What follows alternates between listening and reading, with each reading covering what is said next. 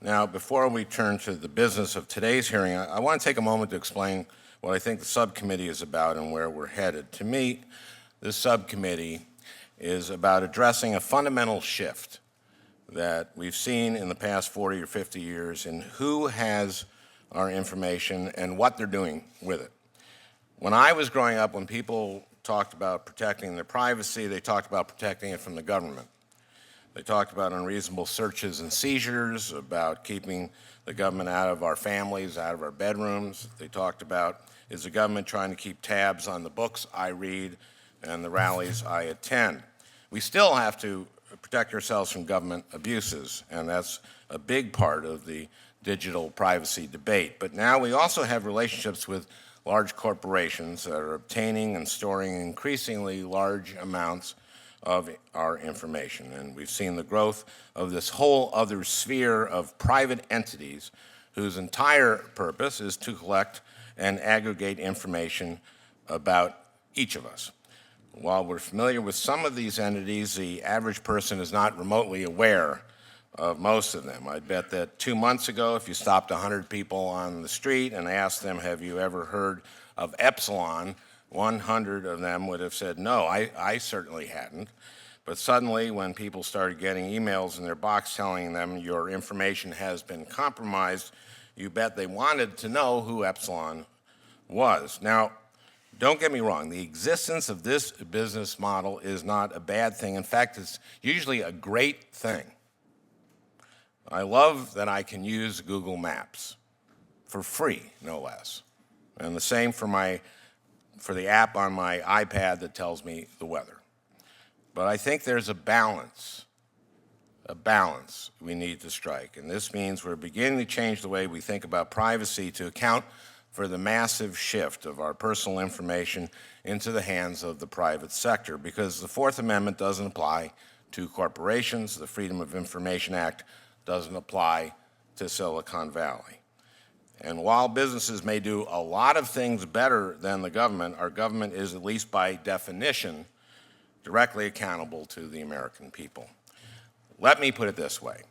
If it came out that the DMV was creating a detailed file on every single trip you'd taken in the past year, do you think they could go one whole week without answering a single question from a reporter? Now, this isn't a new trend, and I'm hardly the first person to notice it. 25 years ago, a senator named Patrick Leahy wrote and passed a law called the Electronic Communications Privacy Act, which talked a lot about government, but which also contained commercial disclosure provisions. In 1996, Congress passed a law protecting the privacy of medical records. In 1998, we passed a law protecting children's privacy. And in 1999, we passed a law protecting financial records. So we have some protections here and there, but we're not even close to protecting all of the information that we need to. I believe that consumers have a fundamental right to know what data is being collected about them. I also believe they have a right to decide whether they want to share that information and with whom they want to share it and when. I think we have those rights for all of our personal information. My goal for this subcommittee is to help members understand the benefits and privacy implications of new technology, to educate the public, to raise awareness, and, if necessary, to legislate and make sure that our privacy protections are keeping up with our technology. Now, today in this hearing, we're looking at a specific kind of really sensitive information that I don't think we're doing enough to protect, and that's data from mobile devices, smartphones, tablets, cell phones. This technology gives us incredible benefits. Let me say that. Let me repeat that. This technology gives us incredible benefits. It allows parents to see their kids and wish them good night, even when they're halfway around the world. It allows a lost driver to get directions, and it allows emergency responders to locate a crash victim in a matter of seconds. But the same information that allows those responders to locate us when we're in trouble is not necessarily information all of us want to share all the time with the entire world. And yet, reports suggest that the information on our mobile devices is not being protected in the way that it should be. In December, an investigation by the Wall Street Journal into 101 popular apps for iPhone and Android smartphones found that 47 of those apps, 47, transmitted the smartphone's location to third-party companies, and that most of them did this without their users' consent. 3 weeks ago, security researchers discovered that iPhones and iPads running Apple's latest operating system were gathering information about users' location up to 100 times a day, and storing that information on the phone or tablet and copying it to every computer that the device is synced to. Soon after that, the American public also learned that both iPhones and Android phones were automatically collecting certain location information from users' phones and sending it back to Apple and Google, even when people weren't using location applications.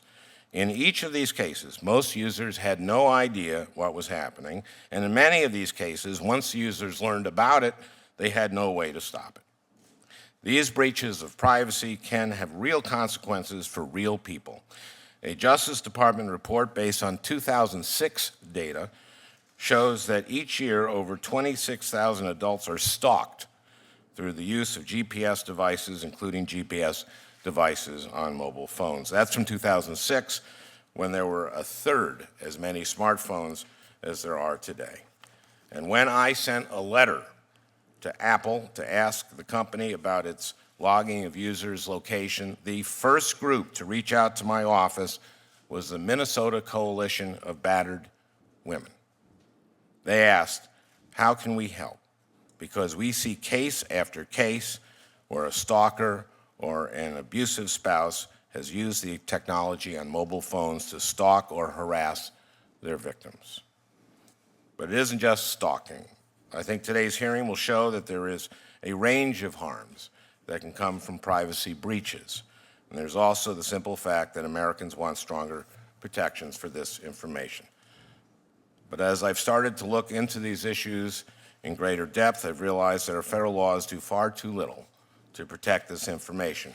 Prosecutors bringing cases under the federal anti-hacking law often rely on breaches of privacy policy to make their case, but many mobile apps don't have privacy policies, and some policies are so long and complicated that they're almost universally dismissed before being read.